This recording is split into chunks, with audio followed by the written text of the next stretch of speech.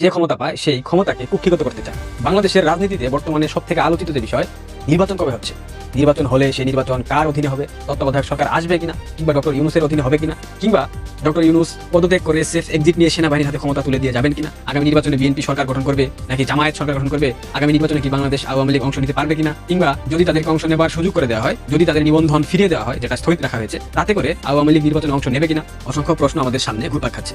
এর মধ্যে আরো কিছু প্রশ্ন আছে। আমাদের সেই প্রিয় লন্ডনী ভাইয়া, বাংলাদেশের রাজনৈতিক আকাশে একটা মেঘের ঘনঘটা আমরা দেখতে পাচ্ছি। আদৌ এই ঘনঘটা থেকে বাংলাদেশ মুক্তি পাচ্ছে না। বাংলাদেশের মুক্তির একমাত্র পথ বাংলাদেশের সাধারণ মানুষকে সচেতন হওয়া, উপলব্ধি করা, জেগে ওঠা, গর্জে ওঠা, রাস্তায় নেমে আসা এবং এই অবৈধ সরকারকে হটিয়ে একটা নতুন তত্ত্বাবধায়ক সরকার ব্যবস্থা বহাল করে সেই তত্ত্বাবধায়ক সরকারের মাধ্যমে বাংলাদেশ একটা সুষ্ঠু নির্বাচন আয়োজন করা, যে নির্বাচনে বাংলাদেশের মানুষ ভোট দিয়ে তাদের পছন্দের দলকে ক্ষমতা নিয়ে আসবে এবং বাংলাদেশ একটা স্বাভাবিক পরিস্থিতির দিকে ধাবিত হবে। অন্যথায় এই দেশকে রক্ষা করার মতো সামর্থ্য, শক্তি, এই জিওপলিটিক্যাল গেম থেকে দেশকে বের করার মতো সামর্থ্য আমার মনে হয় বাংলাদেশের কোনো দলের আছে এই মুহূর্তে। যেহেতু বাংলাদেশ আওয়ামী লীগ উপস্থিত, সেক্ষেত্রে বিএনপির পক্ষে কিংবা জামাতের পক্ষে এই বৈতরণী পার করা কোনোভাবে সম্ভব না। সো বাংলাদেশে নির্বাচন হচ্ছে না, এটা মোটামুটি নিশ্চিত, এবং যদি নির্বাচন হয় সেই নির্বাচন গ্রহণযোগ্য হবে না। একটা স্পষ্ট বিষয় লক্ষ্য করছি, বিএনপির ভাঙন খুব সন্নিকটে, জামাত ক্ষমতায় গেলেও যাইতে পারে। দেখা যাক কি হয়, প্রশাসন তাদেরকে আসলে কতটুকু সহযোগিতা করে।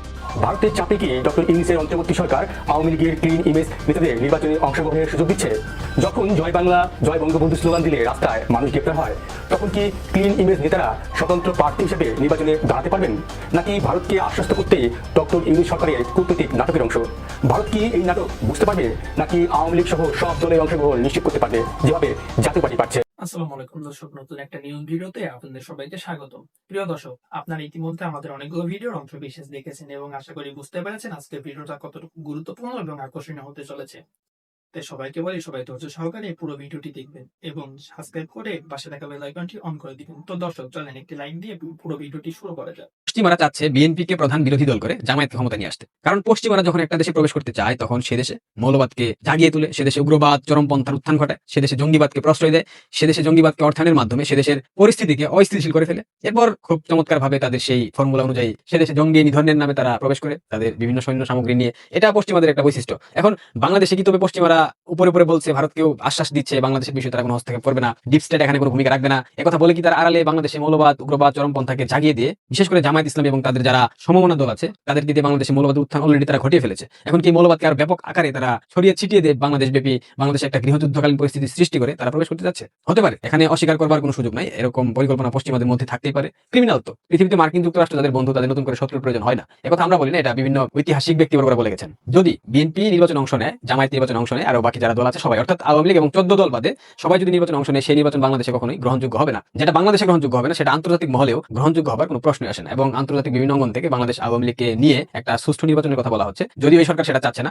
শেষ কালে হয়তো গিয়ে আওয়ামী লীগের নিষেধাজ্ঞা প্রত্যাহার করা হবে, তাদের নিবন্ধন যে স্থগিত করা হয়েছে সেটা ফিরিয়ে দেওয়া হবে, এরপর আওয়ামী লীগকে আমন্ত্রণ জানানো হবে আপনার নির্বাচন অংশ নেন। তবে আমার যতটুকু ধারণা, আমি যতটুকু জানি, আওয়ামী লীগ অবৈধ ইউনূসের নেতৃত্বে বাংলাদেশে কোনো নির্বাচন অংশ নেবে না। বিএনপি এবং জামাত সবসময় বলে এসেছে বাংলাদেশ আওয়ামী লীগ একপাক্ষিক নির্বাচন করেছে, প্রতিদ্বন্দ্বিতা ছিল না, নির্বাচনে কোনো শক্তিশালী প্রতিপক্ষ ছিল না। যদি আওয়ামী লীগ বিএনপিকে বাদ দিয়ে নির্বাচন করার কারণে সেই নির্বাচন বিতর্কিত হয়, সেই নির্বাচন গ্রহণযোগ্য না হয়, তাহলে বিএনপি এবং জামায়াত আওয়ামী লীগকে বাদ দিয়ে নির্বাচন করলে সেই নির্বাচন গ্রহণযোগ্য হবে? 30-40% একটা দল তাদেরকে বাদ দিয়ে নির্বাচন করলে এই 30-40% মানুষের ম্যান্ডেট কি আদৌ নির্বাচন পাবে? এটা কি পৃথিবীর কোনো রাষ্ট্র, আন্তর্জাতিক কূটনৈতিক মহল তারা কি গ্রহণ করবে? মোটেও না। তো বাংলাদেশ আওয়ামী লীগ ছাড়া বাংলাদেশ নির্বাচন হবার কোনো প্রকার সম্ভাবনা নাই। আর যদি নির্বাচন কোনোভাবে করে ফেলে, সেক্ষেত্রে সেই নির্বাচন গ্রহণযোগ্য হবে এবং সেই সরকার কতদিন টিকতে পারে সেটা আমরা 93 সালে একবার দেখেছি। বিএনপি যদি নির্বাচন অংশ নেয়, যদি তারেক রহমান ফিরতে না পারে, যতটুকু শুনেছি তাকে ফিরতে দেওয়া হচ্ছে না এবং খালেদা জিয়া অলরেডি উপরে চলে গেছে, যতটুকু নিশ্চিত হয়েছে তিনি আর বেঁচে নাই, যদিও সেটা প্রকাশ করা হচ্ছে না। হয়তোবা 16 ডিসেম্বরে প্রকাশ করার একটা সম্ভাবনা থেকে যায়, যাতে করে বিজয় দিবসের দিন তারা সুখের দিবস পালন করে। এটা তো বিএনপি খুব খুশি হবে এটা হলে, কারণ তারা তো স্বাধীনতাকে ধারণ করে না। স্বাধীনতাকে ধারণ করলে এতদিন মুক্তিযুদ্ধকে আক্রমণ করা হয়েছে, মুক্তিযুদ্ধের সবকিছু নষ্ট করে ফেলা হয়েছে, একটা প্রতিবাদ বিএনপির পক্ষ থেকে আমরা দেখি নাই। 16 ডিসেম্বর যদি খালেদা জিয়ার মৃত্যু বার্ষিকী ঘোষণা করা হয়, সেক্ষেত্রে বিএনপির জন্য একটা ভালো দিন হবে বলে বিশ্বাস করি, কারণ তাদের পূর্বপুরুষরা এই 16 ডিসেম্বরে পরাজয় বরণ করেছিল। বিএনপির নেতৃত্বে একটা ব্যাপক পরিবর্তন আসছে, এটা আমি মোটামুটি নিশ্চিত। এবং তারেক রহমান বিএনপির নেতৃত্বে থাকছে না, তারেক ভাইয়াকে কিক আউট করা হয়েছে এবং তারেক ভাইয়ার রাজনৈতিক চ্যাপ্টার মোটামুটি বাংলাদেশে ফুল স্টপ হয়ে গেছে। এখন তারেকের অবর্তমানে বিএনপি রাজনীতিতে কি জাইমা রহমান আসবে, তারেক রহমানের মেয়ে, নাকি জুবাইদা রহমান আসবে, তারেক রহমানের স্ত্রী? দেখেন, বিএনপির মধ্যে অনেকগুলা ভাগ আছে, অনেকগুলা বিভক্তি আছে, অনেকগুলা দল আছে, দলের অভ্যন্তরে যে দল থাকে সেটা আছে। এখন আভ্যন্তরীণ যারা রাজনীতি করে, যারা গ্রুপিং করে, এদের মধ্যে সবাই কি জাইমা রহমান কিংবা জুবাইদা রহমানকে মেনে নেবে? কিংবা জাইমা রহমান এবং জুবাইদা রহমান তারা কি রাজনৈতিক কৌশল বুঝবে, কূট কৌশল বুঝতে পারবে? আমার মনে হয় না। কারণ তারেক রহমান যতটা ক্রিমিনাল, তার স্ত্রী সন্তান আমার মনে হয় না ততটা ক্রিমিনাল হয়েছে, কারণ তারেক রহমান তো একটা টেরোরিস্ট, আন্তর্জাতিক মানের জঙ্গি। এদের স্ত্রী সন্তান হয়তো বা তেমন জঙ্গি হয়নি, উগ্র হতে পারে, বাট তার মানে বিএনপি ভেঙে যাচ্ছে নাকি শিলং সালাউদ্দিন এবং মির্জা ফখরুল ইসলাম আলমগীর বাংলাদেশের আগামী প্রধানমন্ত্রী হচ্ছে, যদি বিএনপি ক্ষমতায় আসে সেক্ষেত্রে, নাকি ডক্টর জেনারেল সাদা শকুন প্রধানমন্ত্রী হচ্ছে, নাকি অন্য কোনো দল আসছে, নাকি এনসিপি থেকে ইউনুস আবার প্রধানমন্ত্রী হচ্ছে, নাকি বিএনপিকে ভেঙে ফেলে ইউনুস বিএনপির সাথে একটা সমন্বয় করে ইউনুস আবার প্রধানমন্ত্রী হতে চাচ্ছে, নাকি ইউনুস বিএনপিকে প্রধানমন্ত্রী দিয়ে তিনি রাষ্ট্রপতি হতে চাচ্ছেন, নাকি বিএনপিকে প্রধানমন্ত্রী, জামাতকে উপপ্রধানমন্ত্রী এবং ইউনুস রাষ্ট্রপতি হয়ে আরেকটা সরকার গঠন করতে চাচ্ছে, জাতীয় সরকার, যাতে করে নির্বাচনের কথা সবাই ভুলে যায়। অসংখ্য গেম চলতেছে বাংলাদেশে একটা জিও পলিটিক্যাল গেমের মধ্যে পড়ে গেছে। এই গেম থেকে আদৌ বের হতে পারবে কিনা সেটা বাংলাদেশের রাজনৈতিক ব্যক্তিবর্গ যারা আছেন, যারা নেতা আছেন, তাদের দূরদর্শিতার উপর নির্ভরশীল।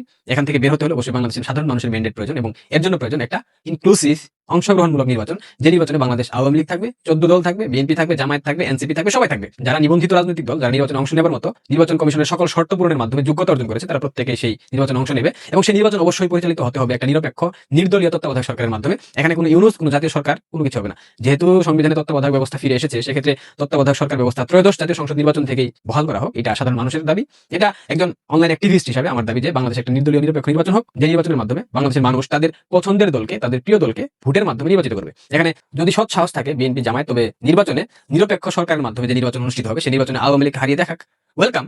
তা না করে একটা দল অভ্যুত্থানে পরাজয় হয়েছে, সেজন্য তাকে নির্বাচনে অংশ নিতে দেওয়া যাবে না। সেই অভ্যুত্থান যে মেটিকুলাস অভ্যুত্থান ছিল, সেই অভ্যুত্থানে 7.62 যে ছাত্র দল এবং শিবিরের নেতাকর্মীরা ব্যবহার করেছে, স্নাইপার দিয়ে গুলি করে ছোট ছোট বাচ্চাদেরকে হত্যা করা হয়েছে, এগুলো তো আওয়ামী লীগ করে নাই। আওয়ামী লীগ ধরলাম অন্যায় করেছে, আওয়ামী লীগ তো পুলিশ মারে নাই, 3,500 পুলিশকে হত্যা করা হয়েছে, এগুলো কে করেছে? এগুলো প্রত্যেকটা ইতিহাস একটা সময় সামনে আসবে, প্রত্যেকটা লাশ ফরেন্সিক করা হবে, মাটির 40 ফিট নিচে থেকে তুলে হলেও। সো প্রত্যেকটা ইতিহাস কিন্তু বের হয়ে আসবে কারা এগুলোর সাথে সম্পৃক্ত ছিল। যদি বেঁচে থাকি, পৃথিবীর যে প্রান্তে আছি সেই প্রান্ত থেকে দেখবে একটা সময় বাংলাদেশে 24-এর 5 আগস্ট যারা জঙ্গি উত্থানে সম্পৃক্ত ছিল, যারা সরাসরি নেতৃত্ব দিয়েছে, যারা অংশীদার ছিল, স্টেক হোল্ডার ছিল, আমি যারা ভুল বুঝে গিয়েছে তাদের কথা বলছিল, যারা কূট কৌশলের সাথে সম্পৃক্ত ছিল, যে প্রত্যেকের বাংলাদেশের প্রচলিত আইনের অনুযায়ী বিচার হবে। অনেকের মৃত্যুদণ্ড হবে, আমরা দেখে যাবো ইনশাল্লাহ, আমরা অবশ্যই দেখে যাবো সেটা। অনেকের মৃত্যুদণ্ড হবে, অনেকের যাবজ্জীবন কারাদণ্ড হবে, অনেকের বিভিন্ন মেয়াদে সাজা হবে, সব দেখবো। বাংলাদেশের রাজনৈতিক আকাশে একটা মেঘের ঘনঘটা আমরা দেখতে পাচ্ছি। আদৌ এই ঘনঘটা থেকে বাংলাদেশ মুক্তি পাচ্ছে না। বাংলাদেশের মুক্তির একমাত্র পথ বাংলাদেশের সাধারণ মানুষকে সচেতন হওয়া, উপলব্ধি করা, জেগে ওঠা, গর্জে ওঠা, রাস্তায় নেমে আসা, এবং এই অবৈধ সরকারকে হটিয়ে একটা নতুন তত্ত্বাবধায়ক সরকার ব্যবস্থা বহাল করে সেই তত্ত্বাবধায়ক সরকারের মাধ্যমে বাংলাদেশ একটা সুষ্ঠু নির্বাচন আয়োজন করা, যে নির্বাচনে বাংলাদেশের মানুষ ভোট দিয়ে তাদের পছন্দের দলকে ক্ষমতা নিয়ে আসবে, এবং বাংলাদেশ একটা স্বাভাবিক পরিস্থিতির দিকে ধাবিত হবে। অন্যথায় এই দেশকে রক্ষা করার মতো সামর্থ্য, শক্তি, এই জিও পলিটিক্যাল গেম থেকে দেশকে বের করার মতো সামর্থ্য আমার মনে হয় বাংলাদেশের কোনো দলের আছে এই মুহূর্তে। যেহেতু বাংলাদেশ আওয়ামী লীগ উপস্থিত, সেক্ষেত্রে বিএনপির পক্ষে কিংবা জামাতের পক্ষে এই বৈতরণী পার করা কোনোভাবে সম্ভব না। সো বাংলাদেশে নির্বাচন হচ্ছে না, এটা মোটামুটি নিশ্চিত, এবং যদি নির্বাচন হয় সেই নির্বাচন গ্রহণযোগ্য হবে না। একটা স্পষ্ট বিষয় লক্ষ্য করছি, বিএনপির ভাঙন খুব সন্নিকটে, জামাত ক্ষমতায় গেলেও যাইতে পারে। দেখা যাক কি হয়, প্রশাসন তাদেরকে আসলে কতটুকু সহযোগিতা করে। প্রিয় দর্শক, সম্পূর্ণ ভিডিওটি দেখে কি জানলেন এবং কি বুঝলেন তা কমেন্ট বক্সে দিতে ভুলবেন না, এবং এখনো যারা আমাদের চ্যানেলটি সাবস্ক্রাইব করেনি তারা সাবস্ক্রাইব করে পাশে থাকা বেল আইকনটি অন করে দিবেন, এরকম নিত্য নতুন খবর পেতে আমাদের